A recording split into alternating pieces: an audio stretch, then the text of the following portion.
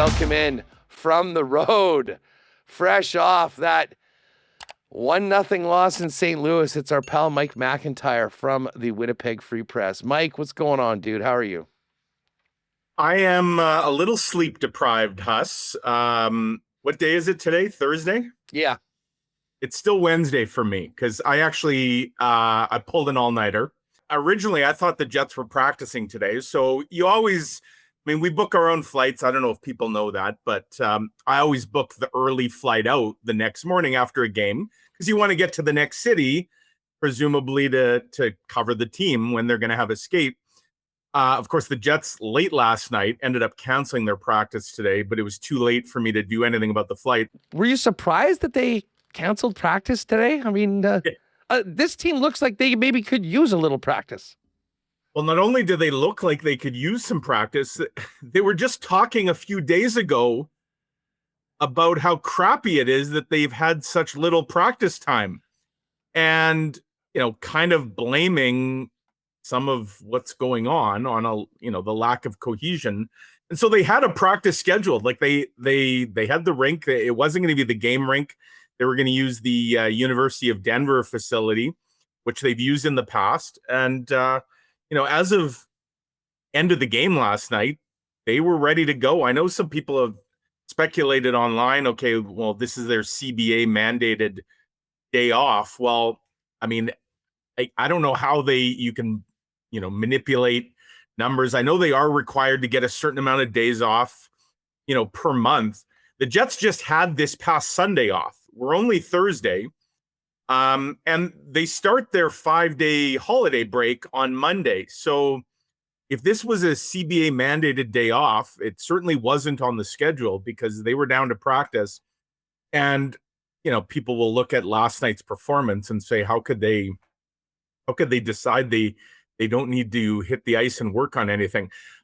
Put it this way, I'll be curious to ask Scott Arniel at the morning skate tomorrow.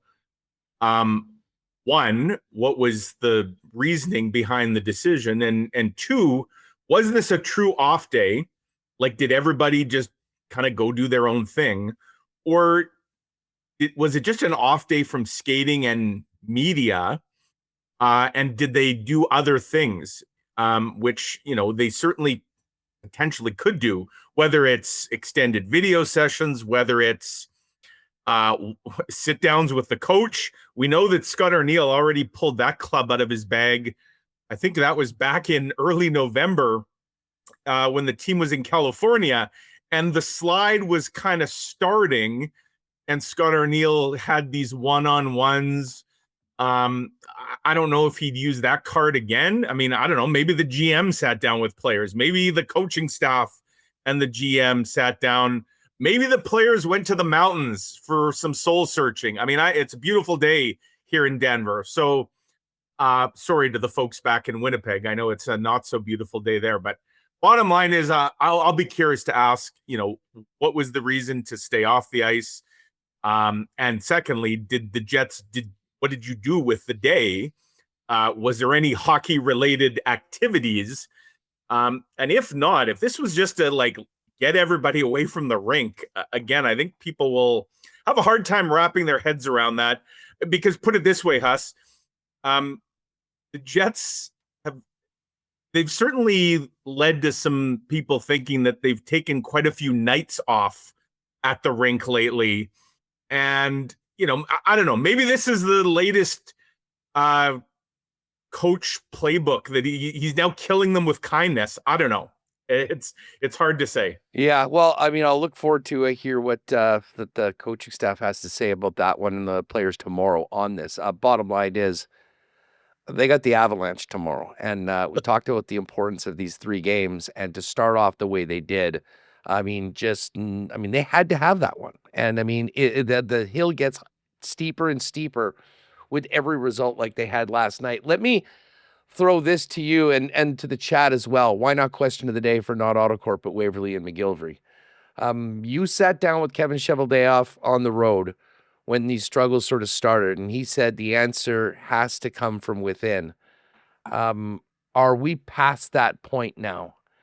And if you can't and you're not willing to trade some younger assets, your picks, including your first round pick, which I think would be completely negligent with this in the situation they're at right now. Yes. Is it time to maybe waive a veteran or two and just simply get some new blood and some new competition in it? Because, I mean, you could literally bring up anybody on the Moose, and there's a number of guys playing right now that, I mean, there would be no drop off. I mean, it can't be less productive than it is right now for a good portion of the Winnipeg Jet forward group. Yeah, we're to your original question, we are past that point. So much to the point, Huss, that I honestly had talked myself this morning. Now, again, I didn't sleep at all last night, so maybe this was the lack of sleep talking. I was convinced someone was going to be on waivers today, and maybe it was just them canceling the skate. I thought, okay, well, there's a way to, shield everybody from that a little bit. I was convinced, and whether it was Tanner Pearson, who I think we would all agree has not been very productive. He had a stretch of a few okay games, not that long ago, but overall, not a whole lot there. Guy they just signed last summer, 1-year deal. He's a pending UFA. He's not drafted and developed. There's absolutely no loyalty. If nobody put a claim in on him, it's not a ton of money to bury in the minors. Colin Miller, who can't get a sniff of this lineup. They keep putting Luke Schenn in. Now Hayden Fleury's back, and I would suggest, Huss, that Hayden Fleury is probably ahead of Colin Miller on the depth chart, especially with Scott Arniel telling me recently that they are looking to try Fleury on the right side. That tells me that they're actually more open to Fleury being the guy that maybe subs Schenn off a little bit than Miller. Colin Miller's a pending UFA, not a huge salary. Again, if nobody put in a claim, he could bury that in the minor. Gus Nyquist, obviously a higher salary. No goals in, what are we now at, 23 games for him? 24? He's playing on the second power play. They've tried him like quite literally with everybody at some point, I guess, other than Scheifele and Connor. But, again, if you were looking to send a message that the status quo is not good enough, that, and let's be honest, Huss, the Manitoba Moose, I know they didn't like their last game, but things are going pretty well down on the farm. They got a lot of guys hungry, chomping at the bit. And I'm not even talking about Lambert, Chibrikov, and Ford, who were up here earlier this year. There's a bunch of other guys, whether it's David Gustafson, Walker Dewar, Phil DiGiuseppe, Jared Anderson Dolan, who played in the playoffs last year for the Jets, Mason Shaw, their captain, who's among their leading scorers, Samuel Fujimo, Braden Yeager. I mean, you just go down the list. There, Danny Zhilkin, who Mark Morrison recently said is a number one center at the HL. The list is long, and none of these guys are getting a sniff. So I had convinced myself, okay, maybe today's the day they waive somebody. I could make a case, the three guys I just mentioned, and as much as I'm sure some fans would argue, they are not waiving Luke Schenn. Luke Schenn is going to remain with this team. I would agree that Luke Schenn should not be playing regularly on this team. But even if it's as a 7-8 guy, I think they feel there's a role for him. But the three guys I just mentioned, Pearson, Miller, Nyquist, all of those guys are pending UFAs. None of them are drafted and developed. There's no long-term loyalty. You took a chance on signing them. It hasn't worked. I think almost any other NHL team at this point would have moved on, especially if you have guys that, as you point out, Huss, what's the worst that could happen? They come in and don't contribute, but that's what they're already getting from and not just the guys I named. Right now, that list is a very long one. The fact that they're not injecting any of that energy, yesterday, Jim Montgomery, after the morning skate, he talked about putting two new forwards in the lineup last night. I don't know if fans realize this, 2 of St. Louis's 12 forwards were making their Blues debut last night. One guy was making his NHL debut, Otto Steinberg, and Jonathan Berggren was making his Blues debut after they grabbed him off waivers from Detroit on Monday. And Jim Montgomery, and again, the Blues were 1 point behind the Jets before last night. Now they're a point ahead of the Jets. He was talking about his team, and it actually sounded like he was talking about the Jets. A ton of guys struggling, kind of a lifeless malaise, if you will, around the team, a dark cloud. And he flat out said that he loved the idea of putting have 2 guys make their debuts, because he said it's almost like opening night again. There's all this excitement. It's like you're starting fresh, and I think that could be infectious. Well, one team last night looked like they had a lot of energy and enthusiasm, and it wasn't the visitors. So, you hear the Blues coach saying that, and you think, well, why aren't the Jets open to, trying something like that? And it just boggles the mind. I don't have an answer for you, Huss. I really don't, other than at this point, nobody wants to admit that any mistakes were made. And so they're doubling and tripling down on guys that clearly are not productive whatsoever. And it's having a contagious effect on the team. And, fairly or not, when people talk about what happened to this team from a year ago, they've got so many of the same players. We keep hearing time and time again, well, we're trying to integrate new guys into the line. Well, who are those new guys they're trying to integrate? The guys that haven't done anything. There's a potential solution right there. And, they will not walk through that door. I don't understand it. I really don't. And we're going to get to a point, if we're not there already, where it's going to be too little too late. I mean, the hole is just getting bigger and deeper, and you're potentially getting close to a point of no return here. And then it doesn't matter what you do with the lineup at a certain point, it's not going to make much of a difference. Yeah, I mean, listen, I'm not in favor of doing something crazy right now, like trying to salvage the season with a trade of a first-round pick or, some of these younger players. I mean, I think we're sort of seeing that there's a very good, talented core. You got the best goaltender in the world. You've got an elite top line. You've got a great defenseman in Josh Morrissey and, a few other pieces. But, I mean, Mike, even if you made that move and waived a couple guys and brought up some young players and, you don't get a big boost, at least it's an open secret, whatever. I mean, there's competition. If you don't produce, like Scott O'Neill said, these guys are professionals. It's the job to come in and do the job. And I'm sorry, a lot of guys just simply aren't doing it. It's pro sports. You find other guys, or you give other guys at least an opportunity to come in and do that. And I think some energy of some guys that haven't been part of this being injected into it could, well, as I said, it can't be worse than what's happened over this last little bit. I mean, despite, like, you were in the building last night. If it's not a Connor Hellebuyck game, and again, this isn't to bag on, the backup goaltender, but if you just have an average goalie in there. It's 3-0 after the first period, easily. If not worse.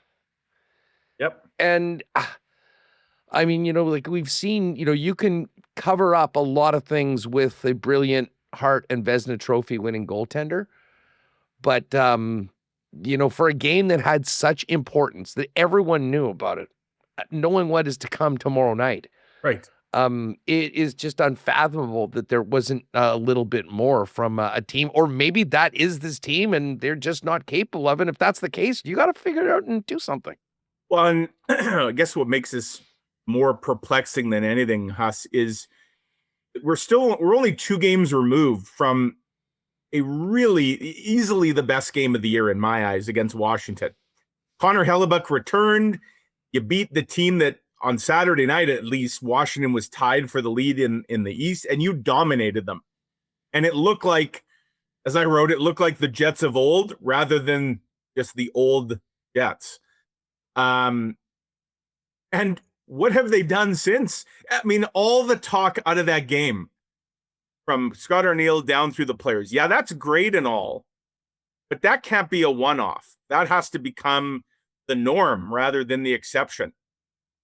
Their next two games were at home to Ottawa, on the road against St. Louis. Two teams that, correct me if I'm wrong, I think Ottawa was right neck and neck with them. They might have been one up or one down. But anyways, Yeah. not exactly juggernauts. They got 1 point out of 4 against those two teams.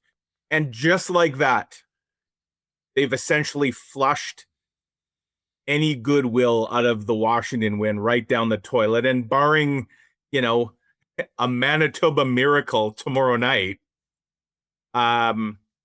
this has the potential. I said on social media, that they may have a tough time keeping this within a touchdown, given the way they're playing and given the way the Avalanche are playing. Does that mean can they come out and surprise us all? Sure, I guess. But the task is monumental here. And, so much of this is self-inflicted. And again, I just don't understand why they say, yeah, you've got to show up and all this stuff. But the bottom line is the overriding message to the players is, well, all of your jobs are safe. We're not actually going to make any changes. We might shuffle some things around. Like you might go from the fourth line to the third, or maybe you'll go from the second down to the third, and we'll move these two little pieces here and there, and we'll swap one non-productive player out for another one. But at the end of the day, it's the definition of insanity. It's doing the same thing over and over again and expecting a different result. And, I'll say this, Huss, I don't want this to sound like I'm just attacking Kevin Cheveldayoff, because ultimately he's the one that would decide if guys are going on waivers and call-ups and that. I also think Scott Arniel could be doing more just in game. I said this last night again, and I've said this now a number of times in the last few weeks. At what point do you consider breaking Mark Scheifele and Kyle Connor? And if not now, if you're not willing to take a look at what they look like apart now, you're never going to do it. Because the rationale now is, well, what if we do and it doesn't work? Well, but this is when you should be trying that. It's already not working collectively as a team. And then when things go well and the line's producing, you're like, well, we can't do it now. They're scoring. Well, now everybody's, all of a sudden fighting it. I just don't understand.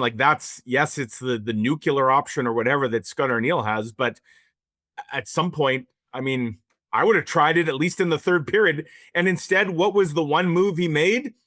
It was moving Velarde down and moving Iafallo up.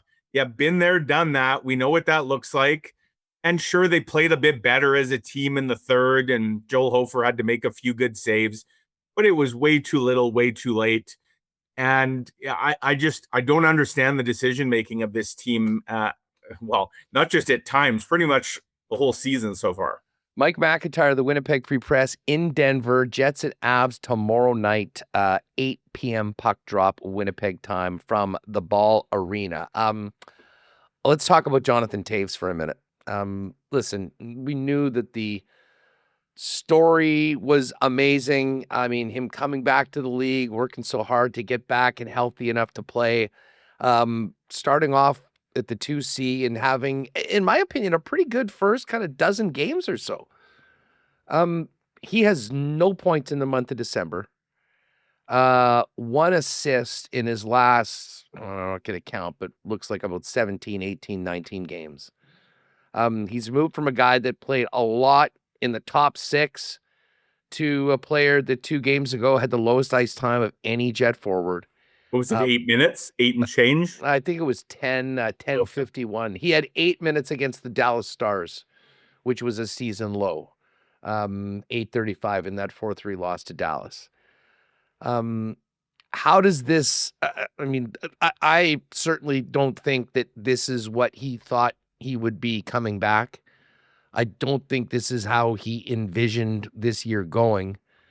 And if anything, it's getting worse. It's not getting better. I think obviously there'll be a couple games. They'll go Christmas break back. But How do you see this playing out, Mike, if this does not get better? Because I don't think it's great for him, and it's certainly not good for the hockey club right now. And, I think everyone's been hoping that this would turn around. I mean, there is a lot that I'm sure he brings intangibly to the team and all that. But at a certain point, I mean, you have to be able to get the job done. And I mean, it hasn't been like, oh, you move to a fourth line role and you're in a much better situation and that line's been good.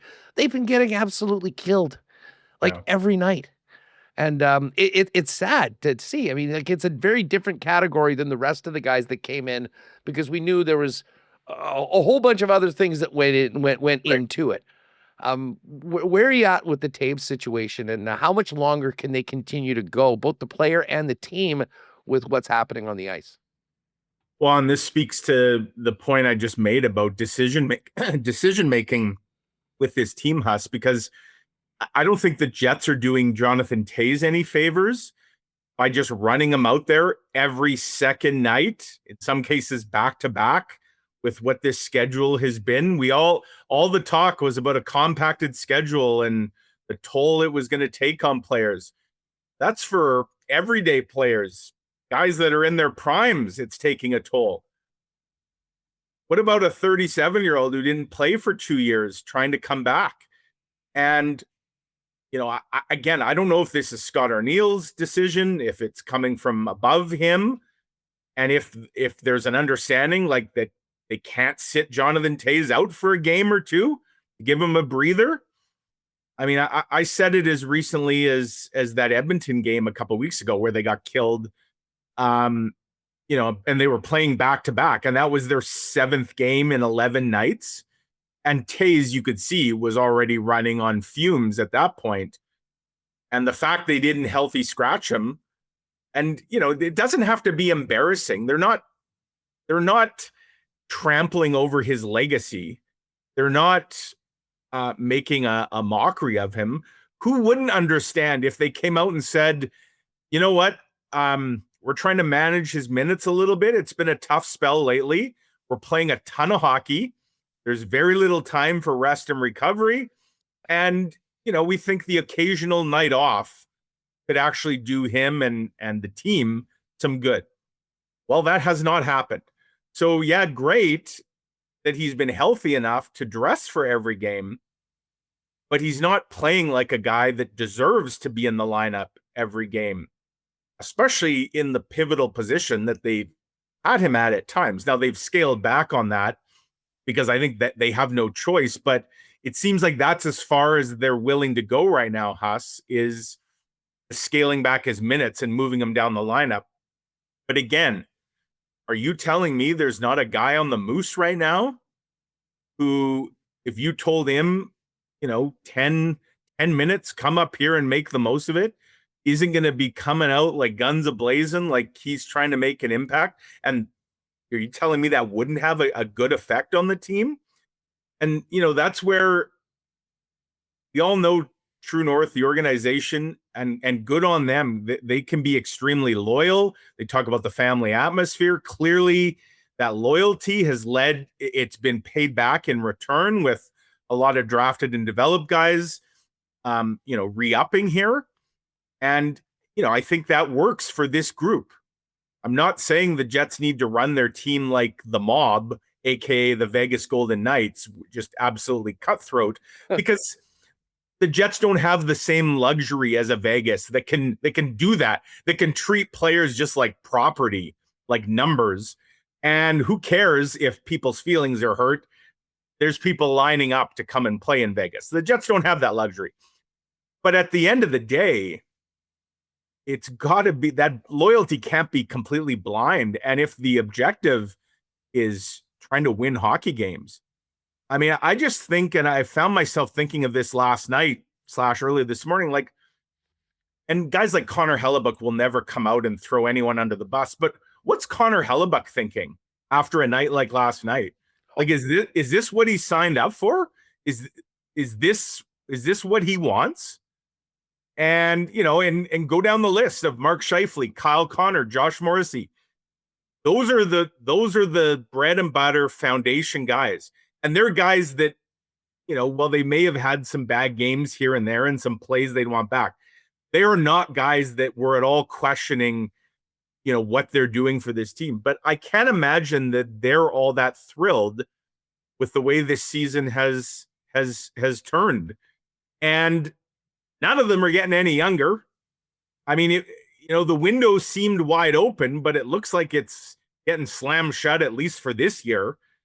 And so, loyalty and all that is great, but that can't override the underlying objective, which is to try and win hockey games. And it just feels like the Jets can't get out of their own way in that sense. I know our pal and your colleague Ken Weeb, when I've been talking about this before, has kind of said that the optics of, and this, I'm not talking about Toews now, I'm kind of back to the other underperforming veterans that are on one-year deals that don't have a tenure here, that the optics of signing a Tanner Pearson, for instance, and then waiving him after 30 games would be really detrimental to the team, down the road when they're trying to, fill spots in the off season. And I guess if you were really outwardly treating players poorly or promising one thing and then not delivering on the others, I guess I get that. But Mike, at the same point, I mean, it is professional sports, and I don't think it is frankly, a good look on an organization to just continue on unsuccessfully because you feel, and I'm not saying that they do feel like they can't do that. I mean, that's an opinion that some people, I guess, believe that there'd be a trickle-down effect. To me, the effect is more on everybody else not doing something, as you see game after game of underwhelming performance of a team that you believe is capable of so much more and has seen it in small doses at times this season. I mean, and to that argument, I would say to those people who feel like the optics are bad, what are the optics like being 3 points out of the basement of the NHL standings a week before Christmas? Are UFAs? That's what everyone sees. Are UFAs lining up to come to play for the 29th ranked team? And again, this isn't a country club. This isn't beer league, drop in hockey, show up when you can, throw your sticks in the middle and we'll pick sides. Like, this is the NHL. And yes, the pie is growing. That is the salary cap. But at the end of the day, there's only 32 teams. There is a salary cap and there's only so much pie to go around. So if you're worried that, oh my goodness, what if we can't attract future Tanner Pearsons or future Gus Nyquist? That's a pretty interesting hill to sort of die on, in my eyes anyways. I mean, I think the objectives here, you got to think bigger than that. And again, you have a really good nucleus. Like, come play for the team with the reigning Hart Trophy winner, the guy that's won 3 Vezinas, a defenseman who's going to be on Team Canada at the Olympics, a winger who's going to be on the American team at the Olympics. Like, there's a lot of selling points. But what's happening on the ice this year is not exactly going in the brochure, I would imagine, when it comes to recruiting players down the road. So, yeah, I mean, the Jets, again, I get that they have to handle their business maybe a little differently than some other teams. But if it gets to a point where you're actually undercutting your ultimate goal, then you really have a problem. So, yeah, I mean, it's a tough position the Jets have put themselves in, no question about it. I guess you're looking for silver linings.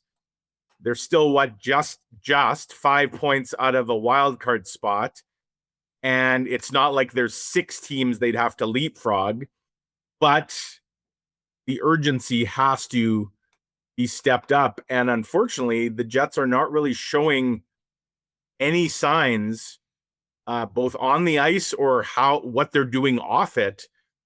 It makes you really believe that they're on the cusp of a long-term turnaround here.